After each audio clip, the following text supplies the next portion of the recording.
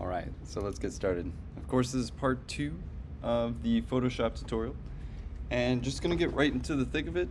We briefly talked about last time just the workflow of going from Rhino to Illustrator to Photoshop, and we ended on, let's see, open recent.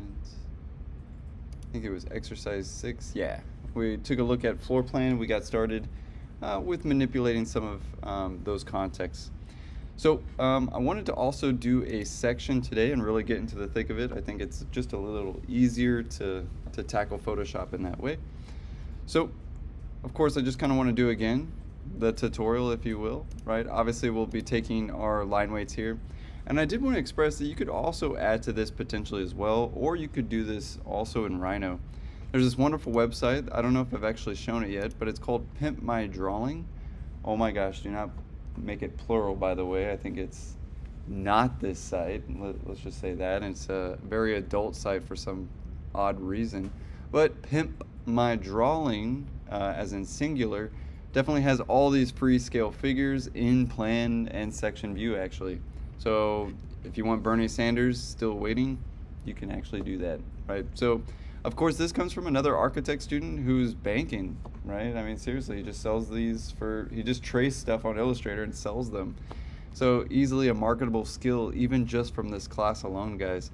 You guys all know how to trace the Beatles, so, you know, act accordingly. But what's really nice is that they're all free and they come with a DWG or an AI file. So I did want to show that briefly real quick.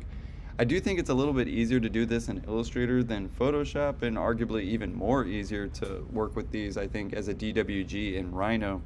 So just want to express that. And of course he has ones that you can purchase that are of course a lot more specific, such as this man cooking. So there's that too.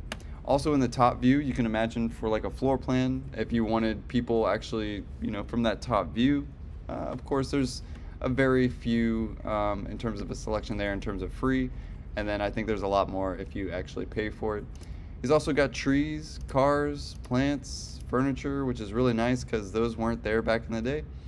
So again, a really nice resource, especially if you're just trying to throw something in studio real quick, a Frank Gehry chair, you know, all that kind of stuff.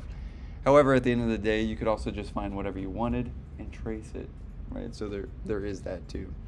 But just to kind of show you what I mean, I'm going to get the Beatles involved. My favorite, John Lennon. And let's go ahead and get that AI file. So just to kind of show you how to put that in, I recommend actually opening it separately first. So I wouldn't just like go ham and, you know, just suddenly put it in there. For myself, what I would recommend is actually opening it up in Illustrator as a standalone file first, doing everything that you want to do to it first, and then dragging it in. So bearded man walking, yeah, that's a weird way. I mean, that's a pretty good description of John Lennon. Bearded man walking. So you'll see that there's actually a few layers to this, and to be fair, I never actually keep the inside layers. I feel like that's a little bit too much detail in architecture, so very often I actually turn off the inner layer and keep this outer layer. However, you'll notice that the way he makes these are actually very clean and very specific, as depending on the level of detail of these scale figures.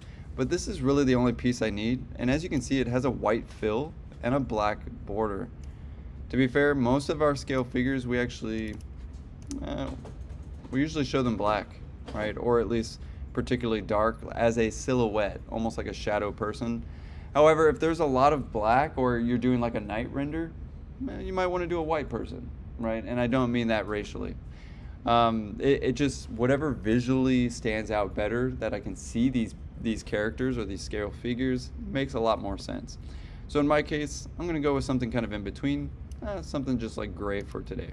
But that's looking pretty sweet. I'm going to Command C for copy and Command V for paste. And as you can see, that's pretty gargantuan. So this is why, of course, I like to do this in Rhino, because I could scale this a lot easier. But for today, we'll just fake it till we make it. So obviously I have my handrail right there, so I'm just going to kind of fake it till I make it. However, it's kind of matching my section cut, so I'm going to go back to a white. It's a little bit easier to see, or just a pure black, right? We never use pure black in architecture, so something like that is a little bit more suitable for what we want to do today. But as you can see, super easy to, of course, add scale figures. And yes, I do expect some scale figures in your drawings. But just to recap a little bit from last time, basically what I did here is further draw the rest of the section. So if I needed to squeeze some things down, I mean, I could definitely do that here pretty easily, and might actually want to before this next step of highlighting everything and dragging it into Photoshop. So I do want to make sure that all my layers are on or not locked. By the way, I forgot to mention that last time. So do make sure nothing's locked before you do this transferring. But we'll take our 11x17, we'll literally drag it onto Photoshop and let go. And voila. It's the exact same scale as that PDF, so no issues there. But as you can see, I still have to dial some things in. But once I press enter, it's pretty much its own coloring book drawing layer. So I wanted to go over how to make this actually look good.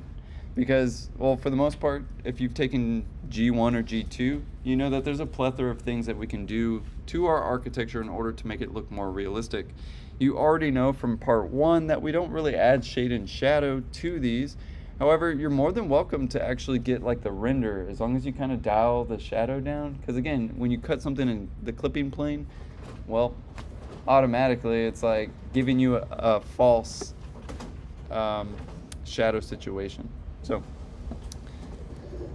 where was I? Okay, so I kind of do this like Bob Ross, and if you've ever watched Bob Ross, he definitely starts off with the background layer, right, and then moves slower and slower towards the foreground. Also, next time, if you could not print during my recording, that'd be fantastic. You're okay. You're not in this class, so you wouldn't know. So, anyway, where was I? Oh yeah. So background, and there's a couple of ways we could do that. I mean, first way, arguably, you could just draw it and brush it in. I'm actually using the Wacom today, so I like to use my brush tools pretty effectively. So just kind of want to show you, and I kind of did that in part 1 a little bit, but just to kind of recap it, we use our selection tool or our lasso tool. We can zoom in with Command plus sign or Command minus sign to zoom out, and let's make this a little bit bigger for today. But I do want to show a couple of ways. So obviously I need to start off with the sky. And if you've taken freehand too, I mean, you almost have no excuse. You should know exactly what to do. But in our case, I might just want to start off with my background layer and just kind of trace the sky that I do want. So for instance, I may realize like, oh man, there's a bunch of stuff in here that I really want to make sure looks like sky. And I may have to go around my object a little bit. So as you can see, I accidentally left my other layer. And of course, you'd want to trace this a lot better than I'm tracing for this tutorial, by the way. Obviously, in my case, I'm going for speed, and so that this tutorial isn't 3 hours long. So, faking it till I make it today. But as you can imagine, guys, the better you trace these, the better, of course, the overall context looks. Now, in my case, I'm holding Shift to maintain those straight angles. But realistically, to get hyper specific, guys, you do want to trace actually the line itself. That way you could potentially hide it with the lines itself. And I'll explain what I mean, especially once we start drawing the sky. But we got to trace it, and the good news is you only have to trace it once. You don't have to sit there and trace it over and over again. But for the sake of tutorial, let's finish this off nicely. Boop. You could also do this with the Wacom pen, which is relatively easy as well. I think actually even faster. But you can accidentally double click like I just did. Not a problem, I guess. We could just add to our selection and subtract. So say you accidentally do something like I just did. No big deal. I would actually, you know, you can hold Shift to add to your selection. You can also hold Alt or Control to minus. You'll see that our cursor turns into a minus sign, plus sign, minus sign, plus sign. Anyway, kind of hard to see, especially in the recording. But in my case, I may want to add to my selection. So it's just something like that. Or, you know, again, just kind of getting the rest of the pieces. In my case, really accidentally messing up. Right? Not a big deal. Could also minus from my selection. Say I didn't actually want that at all, and again I can minus it.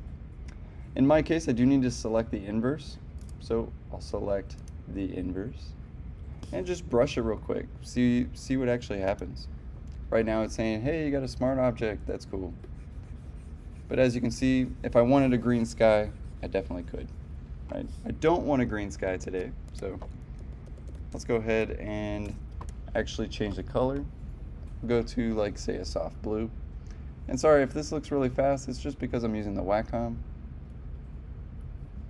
Sometimes you'll see like the screen go from over here to over there. And again, it's because I can take my mouse off the page now, which is pretty much a game changer. I'll set my opacity to something like 24, and I'll choose an architectural brush. You know, something a little nice. I don't know. I particularly like the markers, and actually setting them their hardness pretty down, and doing something like this. Something similar to what I would actually do in real life, and start to make a sky.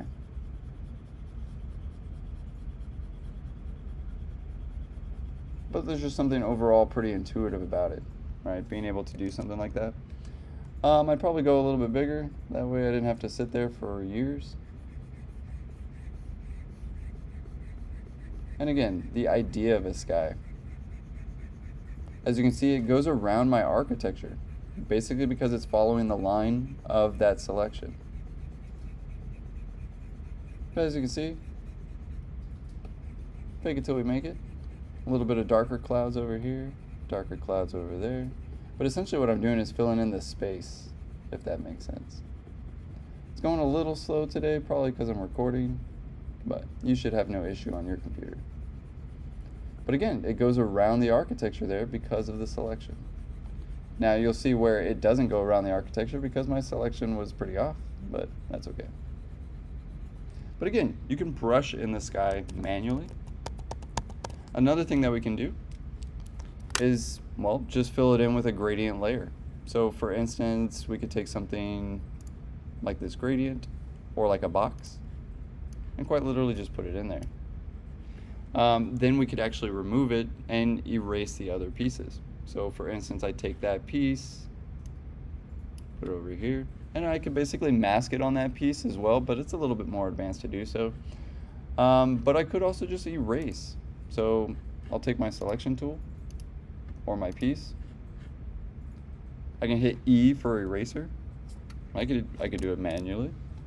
So I could right click, make that really big. Oh. And basically, oop, I got rid of the wrong one. Obviously I have blue architecture. I go back to my selection tool, right click, and select the inverse, erase, and of course I can erase that. As you can see, that's pretty stark, and it definitely shows you where I messed up in the selection tool, which is fine, right? I mean, at the end of the day, I can't mess up, right? So I could add to my selection, hold shift, and basically add to that. Oop. And we'll get rid of that one as well. Sweet. So again, that erase tool, and I could just get rid of it. I could also now take this layer and give it some opacity because that's a very saturated sky going on. But that's a little bit softer. And check it out, it actually makes my architecture stand out a little bit better. In fact, it gives it a little bit more contrast when I turn down the loudness or the saturation, if you will, of the sky itself. Now that's looking pretty sweet. Knowing the sky, if you've ever looked at the sky for as long as I have, you definitely start to notice that the sky is a little bit darker and more colored and saturated at the top versus at the bottom. So in my case, I'd want to kind of erase it, if that makes sense. I'm going to set that to 0. I don't want to be here all day, so I'm going to make that pretty big. A little bit bigger. There we go. But I could do something like this where it's going to start to soften that area very delicately because I have it at 0. So I'm going to add a little bit of hardness. Make sure that you're on the right layer. And of course start to erase. In my case, I think I'm brushing. There we go. So you could do it that way too. Another way to do it is the selection itself. So if you notice nothing happening when you actually try to apply something, it's usually because it's on the wrong side. So again, I selected the inverse so that it would be actually on this piece. Oh, my bad. don't want to use the selection tool, so I can do Command Z, go back, and go back to my eraser. Oops, there we go. So that's what I meant, kind of soften it at the bottom. Not too shabby. That's a little bit much. So let's maybe dial that back to 0 again. And again, just very softly. Right, if I wanted to add some clouds, I could. Those are some big clouds. So let's add some more regular sized clouds. But you know, something like that. It's actually not too shabby. I mean, you want to get cloud-like as possible, right? So you might have to work with it a little bit. And that's definitely one way to do it. I arguably say this is probably the most unique way that is kind of still true to you, right? And do your best to make a cloud, right? I mean, obviously, if you go like that, it's not going to look like a cloud. So do your best to make it like a cloud. So, I mean, that's definitely popping. Definitely look. We're not trying to make super realistic things. We're not Leonardo da Vinci here, and we're not trying to make, like, you know, super hyper realistic stuff. We're trying to reference it and actually make our architecture pop out in a nicer way. So there's one way to do the sky. So we'll call it sky number 1. Maybe I was going for something a little bit more realistic though. So let's do it. In my case, one of the tried and true ways is Google Images. Not a huge fan, but it is palatable for today. We'll go to Google Images, and specifically we'll type in sky material. Now, very often if you just type in something like X, whatever it is, wood, concrete, if I just type that in, I'm going to get a lot of different stuff, a lot of different perspectives of that stuff.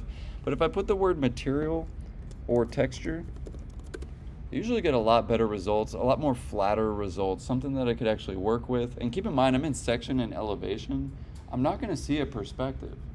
I don't want to see the clouds shrink towards the background because this is an orthographic view, not a perspective. Now, in a perspective, yeah, sure, then I would get, say, something a little bit more like this. You guys see how the clouds start off big, but then get smaller towards the background. That's technically a perspective. That is not what I really want or is usable. This right here, however, pretty flat, pretty big, and definitely somewhat usable. But, you know, at least for today's conversation, you know, let's go with something kind of nice. I kind of like the, you know, the colors going on in there. So I'd right click, open link in a new tab, or sorry, open image in a new tab. What a great option that was. In my case, on the Mac, you can actually just drag and drop these. I don't think you can do that on Windows. So, I mean, you'd want to save as, and of course, open up that image. So I'll put it on the desktop for today, and I'll just call it Sky 1. We'll make sure it saves. JPEG, good sign.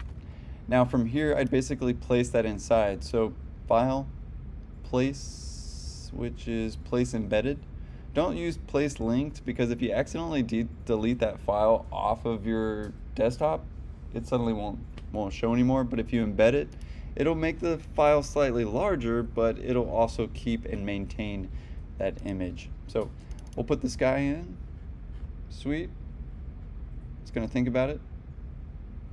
It's all right. It's going to bring it in as a new layer. That's pretty sweet. And right off the get-go, it's going to be like, well, hey, how big do you want it? In my case, I kind of want it big, right? I don't want, again, I don't want the person to focus on the sky so much as I want them to focus on the architecture. And I'm just using this to actually set the mood.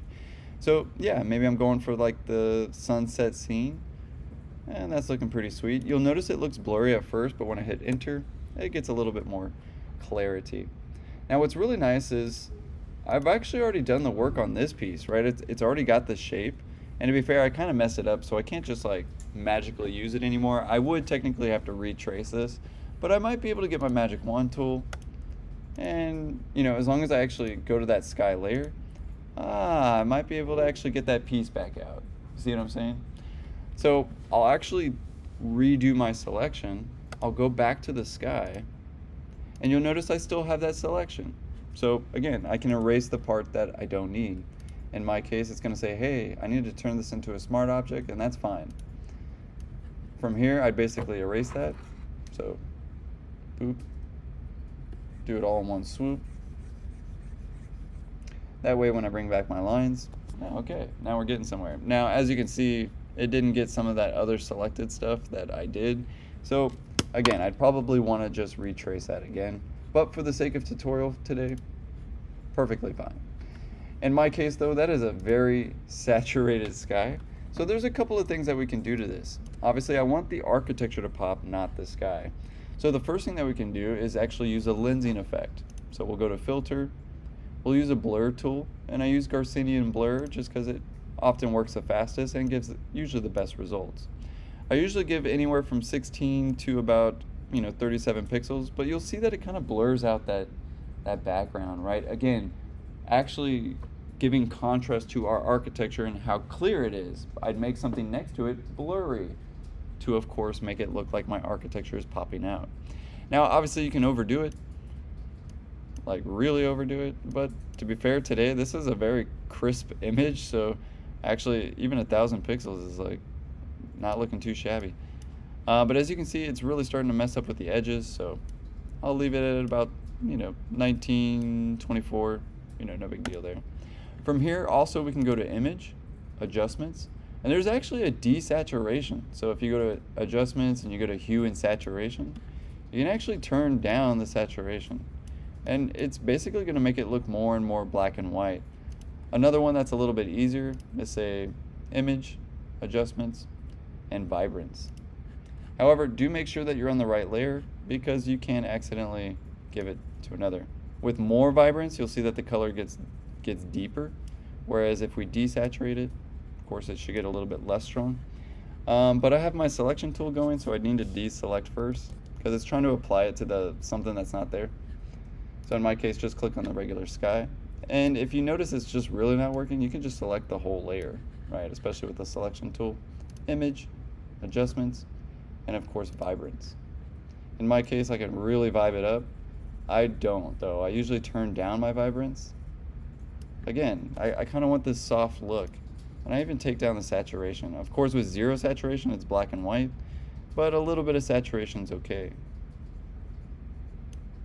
I would still even take this down to 50% just because I know when I print something out, it's gonna still come out pretty strong. But again, not too bad. And I didn't necessarily have to Bob Ross that and paint it, right, per se. So far, so good. Looking pretty nice. Next, so we've already covered scale figures, some matching, and I may have a line or two that I don't need, so I can actually go to my vector lines, and I could still erase these, by the way. So erase, go with 100% hardness, and I can still erase lines, which is a game changer in itself. Maybe not so much digitally, because I mean that's really easy to get rid of digitally. But if you're doing a hand drawing, and you need to fix up some of those little mess ups, right? What's nice about Photoshop is you can, right? As we were mentioning before in last class, it's basically a pixelated image now. And after all, I do want a little bit of mistakes in there, maybe not something like that. But I do want a little bit of human error, so I'll leave that over a little bit. Spacebar to pan. If you hold spacebar, you can basically pan the image, which is a game changer if you have a Wacom pen. But if you have a regular mouse too, it's helpful. As you can see, there's a lot of mistakes in here. I kind of like it. Makes it look a little bit more human. But something like that is like, oh crap, like maybe I don't want that, and that's clearly something easier to fix in Rhino, arguably even Illustrator, than it is in Photoshop. I basically just have to erase the whole thing there. Another thing is I can hold Shift and maintain a straight line. You can see that pretty well with the Wacom. But again, just kind of removing some of the lines I don't need, and just again show you guys some more tools that we can use, such as this one. Don't need that piece. Oops. But again, I can Command Z, so I really can't mess up here. But already looking, of course, a lot better, right? Seeing some of those parts kind of fly against the sky and things like that. However, it also looks like we're on like the edge of the flat Earth or something. It's just kind of like whoo, right?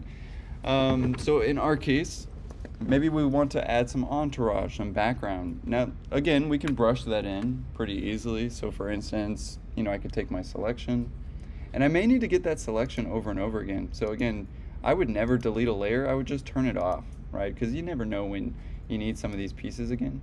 So I'll take my sky layer, I'll do my magic wand tool or the letter W, click, and basically get that snapshot again. It's bound to that layer. I can't say this enough. I wish I knew this when I was first doing Photoshop, because I sat there like an idiot tracing my stuff every single time I needed a new piece, not knowing that I could just go back to a previous layer that I've already traced. So again, I'll take that selection and basically make a new layer. Call it entourage or mountains in the back, doesn't really matter.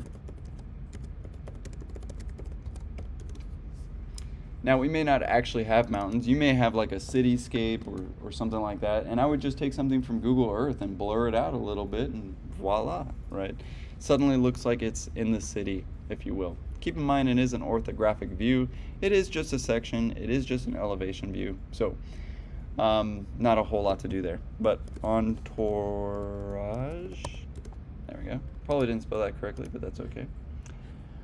In my case, I want to kind of just add some background, right? So for instance, maybe something to match that soft darkness that we're doing. So you could, brush tool with the letter B. So brush tool. And we'll change our brush to, I don't know, something like, I actually loaded all these dig sketch tools. So you should be able to use like a pencil. Could not use pencil because pixels without merging the group. I don't have a group here, but I guess I accidentally did. So, not merge visible. I guess we could do that too. I think I accidentally made that. So let's delete it. There we go.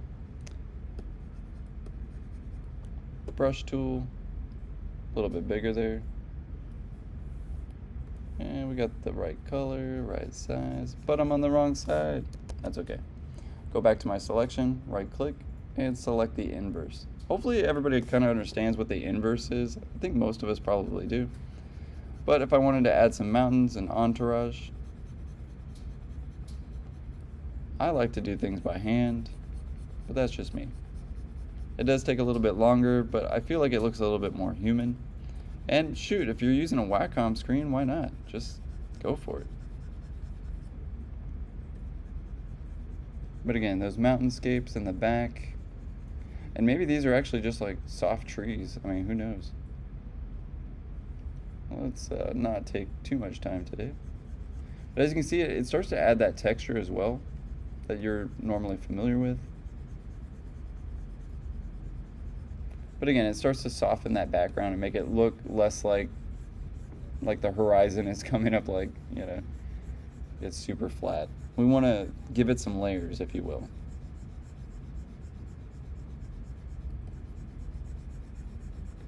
So I even add a little bit more, and I even darken this side.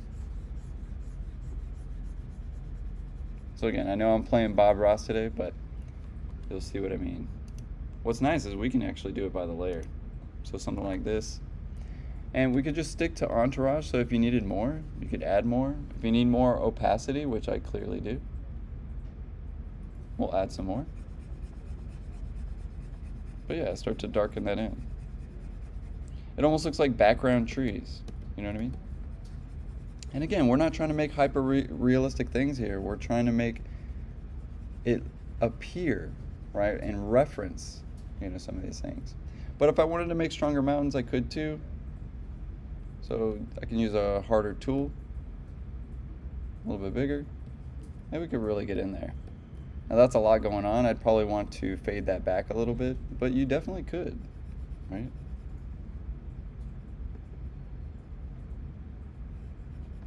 And I think pretty exciting that I don't have to do this with a mouse anymore, because it used to take me a lot of time just to do this with the mouse. Now again, I'm just setting up my background layer, so it doesn't have to look pretty yet, right? Now obviously I'm missing some pieces, right? But for the sake of tutorial, I think it should be okay. But again, I kind of want to add that human error. I want somebody to kind of guess, like, wait a minute, did he do this on the computer, or is it drawn, or what? So again, the more layers I add, the more realistic it starts to look.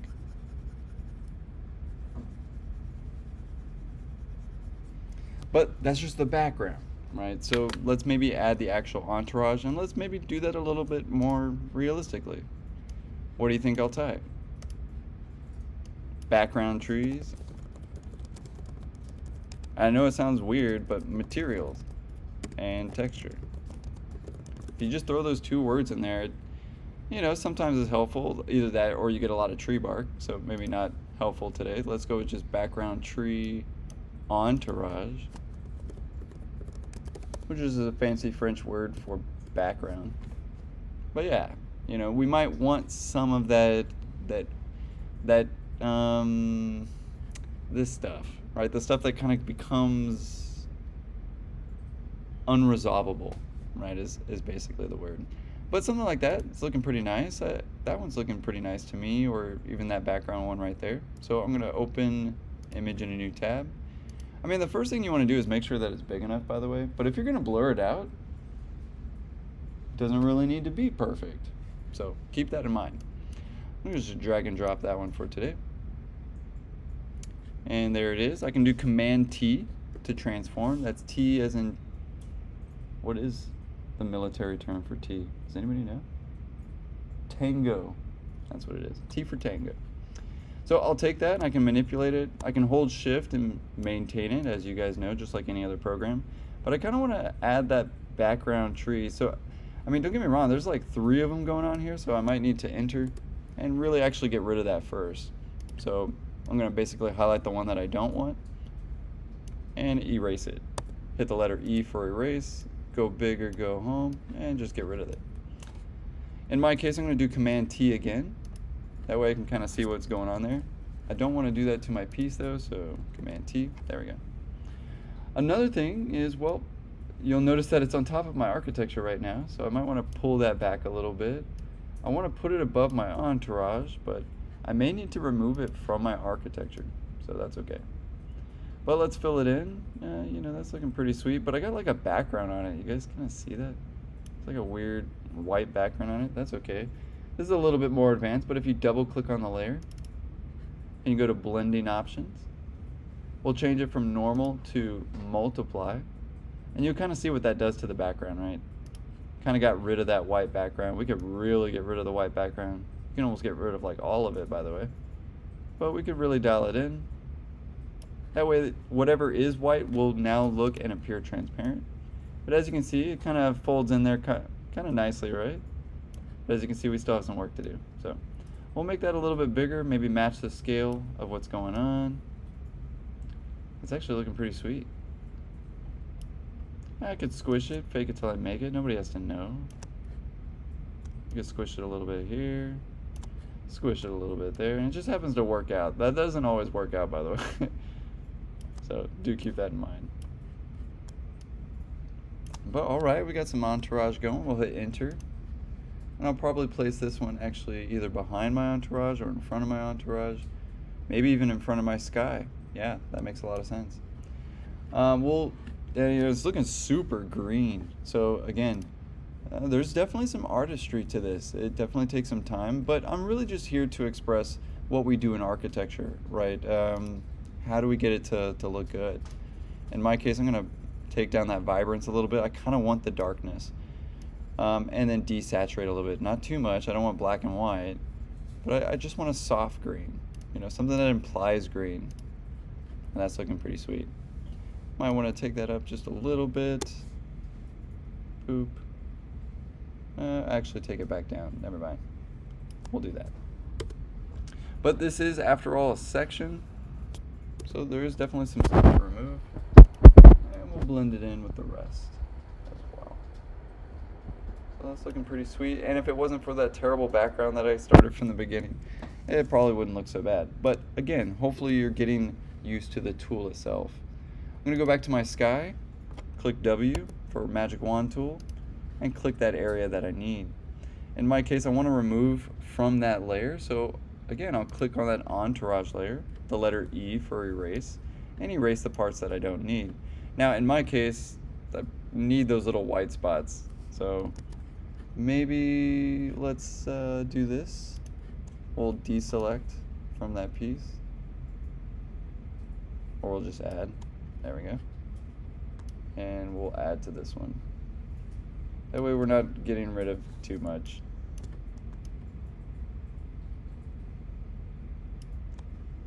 But obviously adding to our selection. There we go. In my case, go back to the layer and hit erase. Oh, wrong side. That's okay. We'll just get rid of the part that we don't need. Which I guess you could do, but I just like to use the tools. Right? I mean, you could do this by hand too. You could hold shift and brush it out if you really wanted to. But as you can see, that takes some time.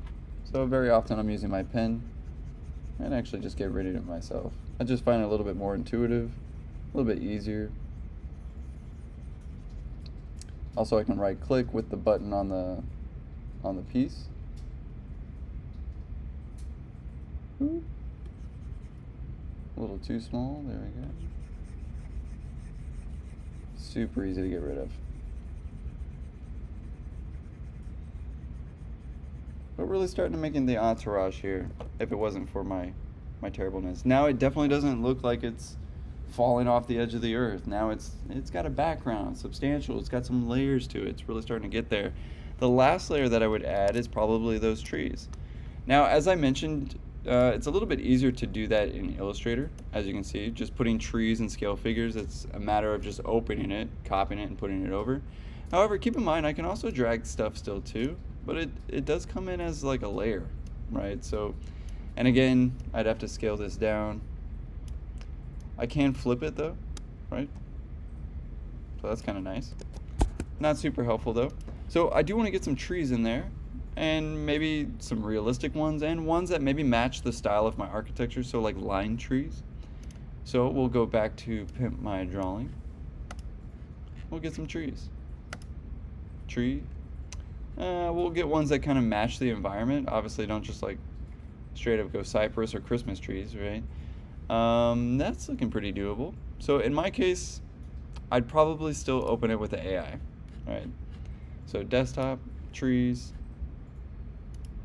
And again, as you can see, I'm going back and forth between this workflow, right? Leaving the programs open, so it makes a lot of sense to have a strong computer in this case. I won't save John Lennon, but I will save this one, just in case.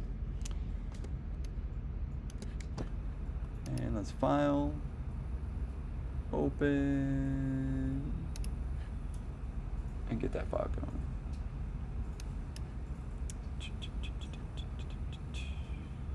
Where'd it go? Desktop. We'll get that tree. Like I said, I always remove the inner lines. I probably still would too. Copy. You could actually copy and paste this one, but again, I usually just drag and drop it. So, oh, my windows are too big. There we go. Sweet. As you can see, now I got a tree layer, right? I can do Command T as in Tango, and of course dial that in nicely. Now that's a really big tree. I also don't want to do stuff like that because it's kind of hard to see that tree. Like without, I mean, it's just kind of like, where are you coming from, bro? You know, so you do want to fake it till you make it. Obviously, if you have real trees in a real project, you want to dial that in pretty closely. But as you can see, I can match it with the ground, and it starts to get some of that entourage from the background. That's looking pretty good, so I'll hit enter. And very often, especially when it comes to scale figures, such as trees and people, I definitely add a little bit of transparency, right, to kind of give the idea of the transparency of the tree. We'll do another. So I can just take this object and we'll call it tree 1. Right click, you can duplicate a layer. However, duplicate layer is right next to delete layer. I don't know who did that, but that's hilarious. You'll duplicate the layer. And we'll just take another one. Command T and move that across. The best way to fool somebody with trees is to slightly disproportionate them, or you can right click and flip them horizontally. Nobody would have to know that those are technically the same tree. I'll hold shift to kind of give it a different proportion. And voila, you never know that that was the same tree. Now in my case, I'll kind of do this. I can also erase this, by the way. So if I wanted that to be the background of my object, like right now it's kind of in front of my section. Same with this one. So I might want to actually erase that. I'd take the tree itself or both trees. I can even put those together so I can merge those two visible layers, or just those, and it's just one tree, right? So definitely helpful there. Where'd I put my pen? Oh, there it is. I'll hit the erase tool or the letter E and quite literally just get rid of the part I don't need, making it effectively look like the tree is going behind my architecture now. So it does take some thought, not gonna lie, but now it looks like the architecture's on top. Pretty simple, huh? Any major questions so far, guys? Obviously, I don't want to make these super crazy, so I want to leave this one at about 45 minutes. But as you can see, we can really start to add entourage to this piece, right? Getting the multiple layers, the trees, the scale figures, and by golly, it's not about the background, but the background is now enhancing. It actually gives us a feel that it's like sunset and we're in the mountains now. Very different than, of course, just this. So taking all these layers off and just, you know, giving us that. A very different scene.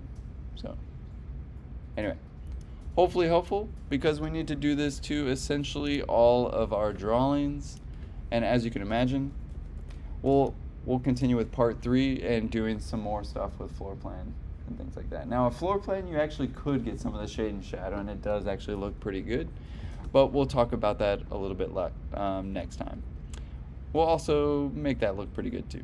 So anyway, we'll leave it there for today, unless there's a question. No questions?